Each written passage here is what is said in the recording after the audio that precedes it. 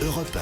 Le grand direct des médias, Jean-Marc Morandini. C'est une enquête qui est publiée ce matin par nos confrères de VSD. Le magazine s'est intéressé aux conférences et animations que les people peuvent réaliser pour de grands groupes en dehors de leur activité principale. On découvre quelques chiffres et quelques prix de ces journalistes et de ces vedettes de la télévision. Et ce matin, on a voulu en savoir plus. Avec nous, le directeur général de l'agence de placement de personnalités Entourage, Alexis Doué. Bonjour. Bonjour Jean-Marc, bonjour Julie. Merci d'être en direct avec nous ce matin. Ça s'appelle comme ça, hein, agence de placement de personnalités. Exactement, c'est le terme.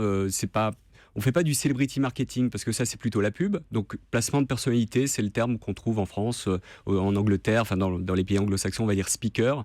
En France, voilà, on va dire placement de personnalité. Ça veut dire quoi? C'est les personnalités viennent vous voir en vous disant j'ai un peu besoin d'arrondir mes fins de mois, placez-moi et vendez-moi des grandes sociétés. Alors honnêtement, c'est plutôt nous qui démarchons parfois des animateurs. Plutôt que l'inverse. Bon, je vous ai toujours pas appelé Jean-Marc, mais en gros. Mais moi, je vous aurais répondu non, de toute façon. Bon, ben voilà.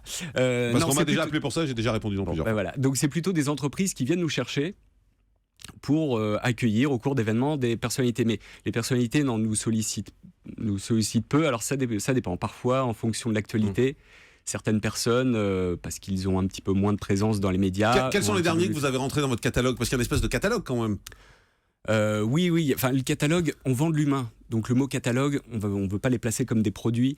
Non, sur les derniers rentrés, il y a qui? Je voulais que je me fasse des ennemis. Non, pourquoi des ennemis? À la fois c'est sur le site. Vincent Cerruti, par exemple, fait partie des gens qui nous sont sollicités. Et puis après, faut pas penser. Et il prend combien lui pour faire une soirée?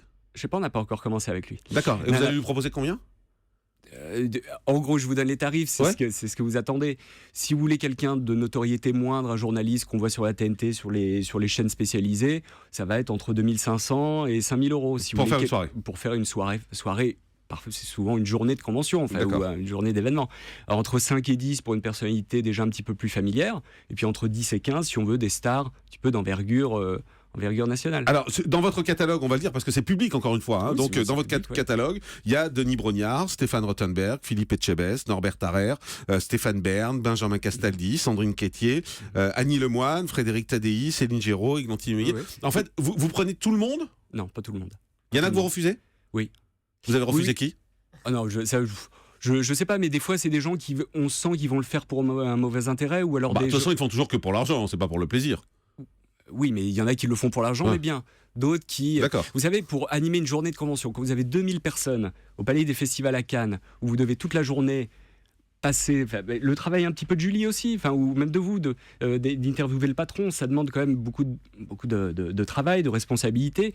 Et c'est pas donné à tout le monde d'être comme ça face à 2000 personnes pour voilà. Bien sûr, c'est un métier de toute façon, c'est pas de l'argent volé, hein, c'est pas ce qu'on veut dire. Ce qu'on veut nous, c'est plutôt essayer de comprendre comment ça se passe, plus que de dire c'est des gens qui vous volent de l'argent. Ils font un boulot, ils sont payés, c'est normal. Si vous prenez 100% des animateurs, il y en a 2 tiers qui refusent parce que les journalistes type à France Télévisions, des Pujadas, Laurent Delahousse, on nous le demande souvent, on dit non, c'est des choses. Ces gens-là refusent en fait. Oui, ils ne le pratiquent pas, ils ont un statut de journaliste qui ne leur permet pas de le faire. Après, vous avez des gens qui seront forcément peu demandés par l'entreprise. Julien Lepers, je ne pense pas pour une convention bancaire que ça soit les attentes d'un client parce qu'il est très ciblé sur une spécialité ou alors on va lui demander de faire un quiz. Oui, mais regardez par exemple, il y a des choses surprenantes. En tout cas, c'est peut-être faux, mais dans le dossier VSD, on nous explique que Frédéric Tadei a fait une remise de prix pour Lidl, les supermarchés. Oui. Là, on se dit c'est pas 2 images qui vont forcément bien ensemble, quoi. C'est nous qui l'avons géré, donc je peux vous l'expliquer. Voilà, ça tombe bien. C'était une opération organisée par Lidl qui est du mécénat pour l'art. C'est-à-dire que vous êtes une mairie, vous voulez participer avec des artistes à un genre de parrainage autour de l'art. Frédéric Tadei était justifié pour être un remettant, un président de jury pour juger des œuvres d'art. Ça parlait d'art en fait. Ça parlait d'art. Art en commun, ça s'appelle. Ça parlait pas de supermarché. Ça parlait pas de supermarché. Ouais. Dans les tarifs qui sont donnés par VSD nous dit par exemple Sandrine Quétier prend 12 000 euros pour une animation, Philippe Etchebest 10 000 euros, Denis Brognard 15 000 euros. On est dans les tarifs? Il y a du vrai, il y a du faux, mais en gros. Qu'est-ce qui est vrai, qu'est-ce qui est faux? Non, déjà, ce qui est sûr, c'est que sur 12 000 euros, généralement, il y a une commission d'agent, donc ça ramène à 10 000 euros, et 10 000 euros, c'est sur facture, c'est pas un salaire net. 10 000 euros, ça peut paraître choquant, mais si vous le ramenez avec les charges et tout, etc., on est plutôt autour de 5 000, et après impôt, ça fait 3 000, donc est-ce que c'est choquant pour 3 000 euros je sais qu'on Enfin, est en période de crise. 3 000 euros, vous descendez beaucoup là. Vous passez de 12 000 à 3 000. Vous allez un peu vite en fait dans la façon dont On a dont beaucoup les de choses. charges, comme entrepreneur. Vous prenez combien de pourcentage, vous? C'est 10%? Généralement entre 10 et 20%. Ouais, Tout dépend. selon les contrats. Vous avez beaucoup de demandes? Oui. Qui est, L'année dernière, on a fait à peu près 120 opérations. qui est très demandé en ce moment? Alors, Je vous demanderai pas les prix, mais c'est vraiment pour savoir quels sont les animateurs qui intéressent les entreprises. généralement, s'ils font appel à un animateur, c'est qu'ils veulent une tête connue. Ouais. Donc, qui est très demandé? Ils veulent des gens, ils sont cités dans l'article, mais des gens comme Denis Brognard, Stéphane Rothenberg, parce qu'ils ont le sens du défi, parce que leurs émissions, que ce soit Top Chef ou Koh-Lanta, etc., appellent forcément ce sens du challenge. Et dans l'entreprise, il y a du challenge, il y a de la performance. Donc ça, c'est souvent des animateurs qui plaisent parce qu'on sait qu'ils ont de l'empathie, qu'ils sont chaleureux, qu'ils sont dynamiques et qui savent être avenants. L'intérêt dans ces événements, c'est que ce ne soit pas l'animateur qui soit la star, c'est l'entreprise. Un animateur qui va venir faire son show et faire rigoler tout le monde, non, c'est le patron qui est derrière, qui est devant, qu'il faut mettre devant en scène et qu'il faut mettre en avant. La star de la journée, c'est l'entreprise. Est-ce qu'il y a des animateurs qui sont tricards parce qu'ils bossent mal, parce qu'ils sont venus juste pour prendre le blé, ils n'ont pas bossé pour la soirée, et il y en a que vous reprendrez plus? Il y en a, et entre confrères, parce qu'il y a plusieurs agences qui font ce métier-là, et on se partage. Ketty et Brognard sont aussi dans d'autres agences. Ils sont partagés on en n'a fait. pas d'exclusivité. Vous n'êtes pas en exclusivité. Exactement. Des fois, on se passe le mot en se disant attention, lui un peu moins bien, lui attention, il a planté. Parce qu'ils bossent pas en fait, c'est ça surtout? En général, ce qu'on leur reproche, c'est ça?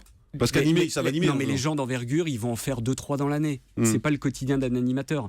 Parfois, des journalistes qu'on va peut-être voir sur des chaînes TNT Info, LCI, etc., le font plus fréquemment. Et parfois, quand on en enchaîne un peu, c'est moins bien fait, quoi. Qui vous ne reprendrez plus? Oh non, mais là, vous allez me faire des ennemis. Non, non, vous ne le reprendrez plus, donc c'est pas grave. Non, il y a... Ah non, au moins un. Non, là, je pourrais pas. Un seul? Pourquoi? Parce que on lui a pas envoyé sa lettre de licenciement encore. Un à qui vous avez été déçu? Non. Pourquoi?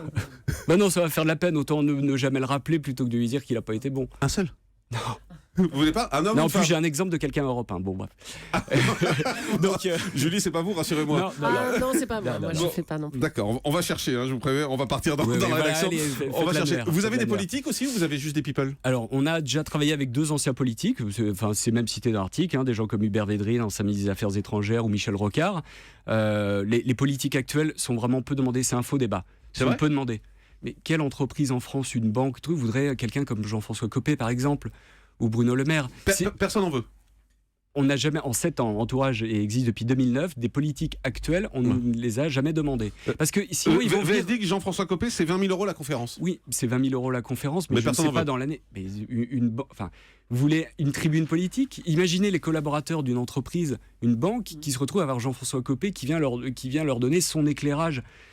Ça va être une tribune politique, ça va être pour exposer un programme, taper sur la gauche, etc. Il faut que ce soit quelque chose de constructif. Hubert Védrine, c'est 15 000 euros en moyenne, c'est ça? Il l'a confirmé dans le JDD. Ouais, c'est ça. Jacques Attali, on nous dit 15 000 euros en moyenne par conférence. Nicolas Sarkozy, alors VSD dit 142 000 euros plus jet privé pour une allocution à l'étranger. Ce qui est décevant, c'est que Nicolas Sarkozy n'a pas fait du Made in France. C'est-à-dire que son agence qui le gère en exclusivité est basée aux États-Unis. Bernard-Henri Lévy, VSD dit 88 000 euros la conférence. Peu de demandes, il est pas chez nous. Il n'est pas chez vous, très bien. Brillant, mais il n'est pas chez nous.